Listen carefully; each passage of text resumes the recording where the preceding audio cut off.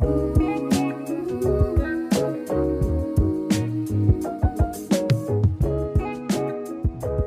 that so many of my liberal friends have been telling me about is a column by David Brooks, who writes. Wait, am I not allowed to identify anybody anymore? No, I just I've been watching people's heads explode over David Brooks. Yeah, David Brooks dying for the revolution. Yeah, and but I'm just thinking back to my pledge at the outset of the show. Am I? You should identify people. No, it's I should identify them. Okay, but I shouldn't identify them by making fun of millennials, assuming that they don't know who David Brooks is. So anyway, David Brooks is a columnist for the New York Times, who is the quintessential conservative columnist who pretends that he's not really conservative, and has mastered the art, I will, of weaseling out on one great issue or another. But out of nowhere, this guy grew a backbone. And he wrote a column last week, I want to say, that has blown the collective minds of liberals from one end of the country to the other. And the theme of that column is that we have to take to the street. It ends with him saying, like, he's going to take to the streets, that Trump has gone too far. And one of the things that Trump's done that he cites is just scooping people off the street without saying what they've done. You know what I mean? Like without feeling compelled to formally announce why they scooped them off the streets. And so the fact that a guy like David Brooks would write a column like that, Denali, is to me a suggestion that we are in a better place than we were in January. I agree with that point. David Brooks is someone I would never think of remotely being an ally on any important issue that we are facing in this country. And I can't recall him ever being an ally in anything. He's always been kind of a weasel guy, loving Rahm and everything like that.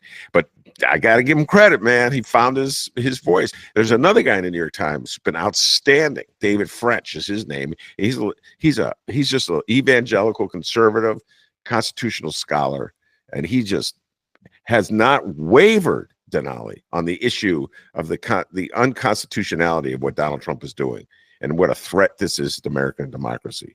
So I got to give. Like, this is what political adolescence looks like. You have people who have mature journalism careers and who are deeply, deeply embedded in the conservative movement, for whom they wake up one morning and America's not the place that they thought it was. And the things that mom and dad are telling me are not true, and they do not align with my experience. And I don't feel good or safe or happy here. And frankly, I don't want to be a part of this anymore. So whether that means David Brooks is going to, take to the street or, maybe get like a spiked collar or something like that, I think this is a really important moment for those folks. But I'm sorry. I know. Okay. What I also am seeing, right, again, like in my community, I think the first time I came on the show, we talked a lot about what it's like being on the northwest side of Chicago in an area that is historically more white and more conservative and more open about holding more conservative views than many other parts of the city of Chicago.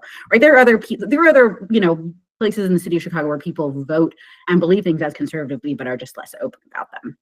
And when I came on your show for the first time, we were talking about police and public safety and all these things. And he said, like, it is a really interesting place to be because to some degree, being in this community, and again, it's an incredibly diverse community, but the kind of historically dominant voices here, as Charles Henderson would say, like the people who threw rocks at Harold Washington, watching them go through their political adolescence, watching them go through their reckoning when this has been a stronghold of center Dems, and seeing all that energy getting worked out. Sometimes it's extremely stressful for me, but sometimes it's really validating and it's really liberating, right? There are a lot of missteps and people are really angry. And, I've had a conversation with a number of people about my personal discomfort with how much a lot of people who are angry in this moment really want to use the swastika to call people Nazis. And I said, I have a general rule that I don't march under a swastika banner. So I get it that you want to call Elon Musk a Nazi, whatever, but I don't want to go to an event where we're all getting together to make signs and I walk in and everyone's drawing a swastika. Like, that is my personal get out moment. But these people are like, people need to know, they need to feel angry, right? And I think it's funny because, again, like, the dynamic that you have, always sort of goofing around about the younger people. I think older people have historically had that relationship with younger people where they're like, what are you guys flipping out about? And for young people, the urgency of injustice is really annoying, but it's beautiful. It's a really beautiful thing. And so I think it's great that older people and people who have been kind of in that, late adopter chunk of the diffusion of innovation model are now going through this political adolescence. They're now feeling angry. Yeah. They're now feeling urgency. And so when I raise this issue saying, like, look, I don't know if you know this, but Chicagoland was once home to the largest population of Holocaust survivors in the world. It was one of the places that people ended up in Chicago and Skokie. So, like, really, you got to really think hard about what this symbol means. And somebody said, people need to see something this big and serious so that they feel afraid. And I thought that was really interesting because for many people, they've been concerned about or afraid of the government for a really long time. And I don't know that a lot of the people, like, we can give the Gen Zers a break now, but for a lot of us, we were around in 2004, we were around in 2001, right? Many people were out there. Like, I am really lucky that my chronological adolescence lined up with the Bush years, because it was a time to do a lot of questioning about what is America, who has these rights, who are they going to disappear, and what do they have to say about them to disappear them? Yeah. And so, again, coming to Chicago as in my 20s, and learning about Homan Square, learning about Burge, and then sitting down and understanding, because I did want to take some time to talk about the gang database and our own Chicago story here. Yeah. Sitting down to understand the tremendous courage of the people who said, we want two things from you in terms of repair. We want a monument and we want a curriculum in our public schools. That was a profoundly important move on behalf of folks because they wanted to bring everybody to this moment that said, hey, they were taking people. They were taking people and they were torturing them and they were detaining them. And there are, people in our community who went to that black site when they were 20 years old and they came out of jail at 40, right? And they came out harmed and damaged. And, again, like, going to another Chicago related issue, like, to make repair, sometimes we owe them police settlements. Sometimes we owe them money, right? If John Burge got to walk away with his pension, why should the people that he tortured not get to walk away with the settlement? So I say all of this to say that everybody in their life will have a moment of that political adolescence, of that awakening, of that questioning. And we need to make the most of those moments. And it's going to be ugly and it's going to be weird. And we're going to find ourselves, we're going to find Judd Nelson and Molly Ringwald kissing in the broom closet or whatever. We're going to find David Brooks taking to the streets. And I think that's okay. Yeah. But adolescence has to end at some point. And so I wonder, or I kind of want to ask you and your listeners, right, in this time that so much could change and we could connect with each other in so many different ways, how do we get people to reflect enough on their own histories and reflect enough on, like, their own hometown history? I think for everybody who's freaking out in Chicago right now that they're grabbing people off the street, I want them to sit with Homan Square for a little bit. For everybody who's saying, well, what do you mean this person is dangerous? I want them to sit with the gang database. And I want them to understand that for a very long time, keeping a very large Chicago Police Department and creating opportunities for incidental adversarial contact with children in the city of Chicago, because we don't say juveniles. We're not talking about, like, larvae and butterflies. We're talking about children, was a way for maybe Mayor Rahm, maybe folks who wanted to be tough on crime, electeds or whatever, to create the specter of danger and to say, we have identified and contained these people, we've put them in a database, and should they ever misstep again, because they're in this database, we're going to hit them extra hard. And I think about that a lot now when I'm thinking about folks like Abrego Garcia, and when I'm listening to our friend Baby Bobby talk about how we're going to put everybody on the autism register, right? Like, I just think that it is important for us to have these touchstones and say, when I hear this, it makes me think about that. Yeah. I just feel compelled to say a little about the gang database so people know about it. This was a controversy in the city of Chicago that's about 10 years old, I want to say. Denali, I've lost track of time. in which the police had collected information about residents in the city and had identified some as gang members. And so if their name popped up, like if they were pulled over for a traffic violation or something and they were on the gang database, they could be arrested. And a chorus of opposition came from civil libertarians, and a chorus that was largely ignored by most people in the city of Chicago, who viewed it more or less the way Aaron Blake was shaping the argument in his column today, which is if we have this larger fight against crime and a few people get scooped up unfairly, I can't cry about that because the fight against crime is so important and imperative. So, oh well, too bad. Never thinking in a million years that they would be on a gang database, that they would be scooped up.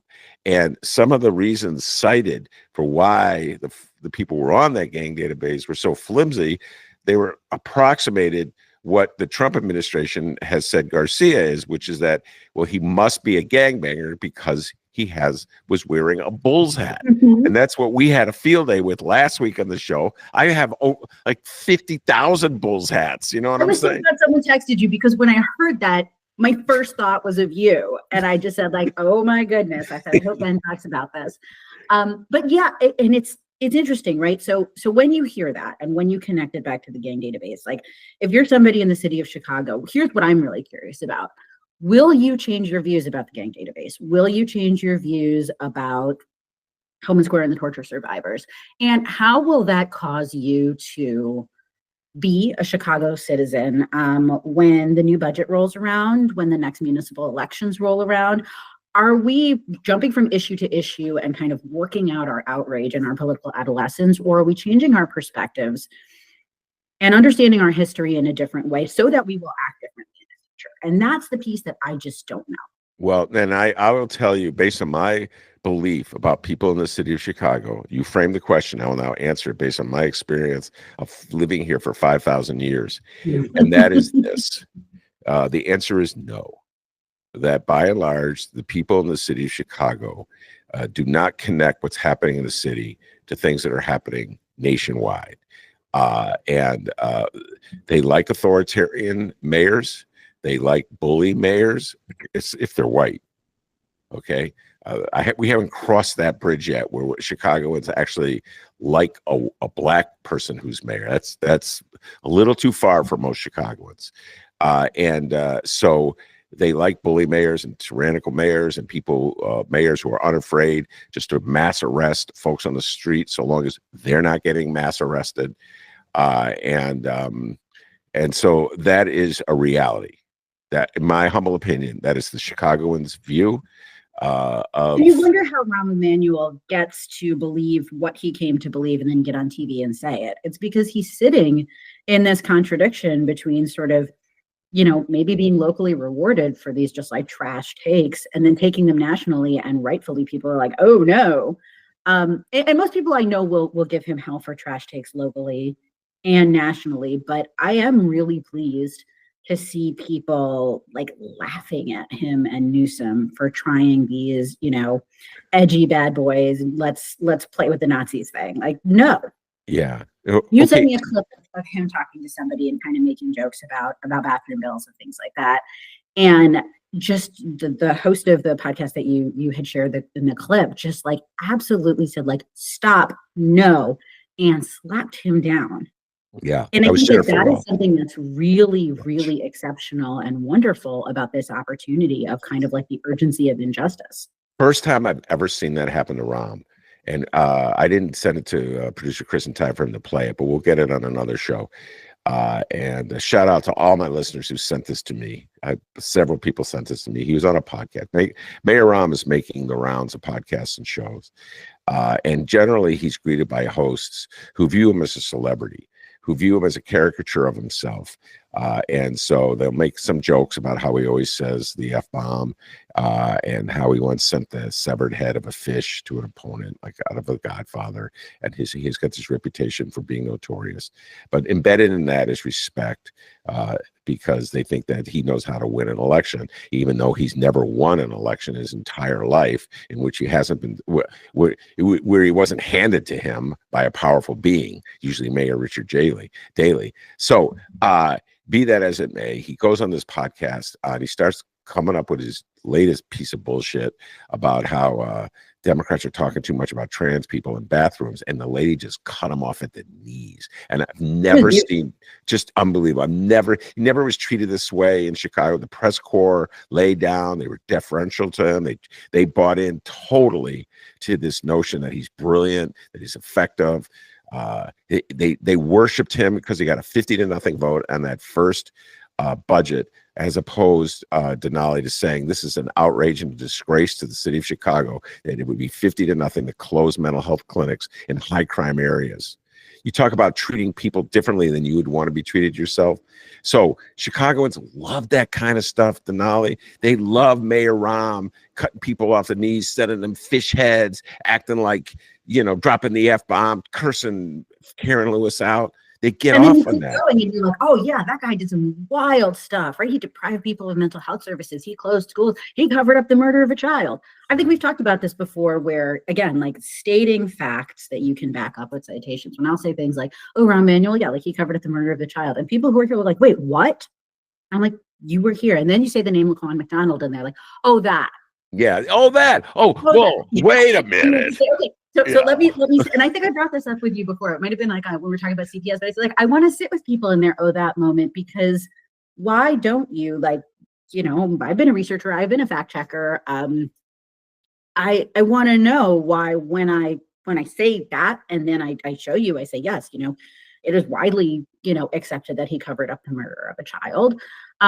People will say, oh, that, look, Laquan McDonald, oh, that. And I want to say, like, okay, so where for you do you not see that as covered up the murder of a child? Like where is the daylight between us? And, like, I still have my researcher hat on. I am genuinely curious, because I think that, again, right, that resistance that they're feeling to accepting something so devastating about how we treat our children in Chicago, and how we can continue to, run around and be a celebrity after making choices like that, and how we can make the choice as institutions or powerful people to say, I'm going to cover this up because I want to continue walking around and being a celebrity. I think that's why there's a group of Chicagoans who are just dedicated to the fact that they never want this person in a position of authority, or even in sort of serious commentary again. And they will continue to bring these things up because, like, that's what justice is. Justice is memory in a lot of ways.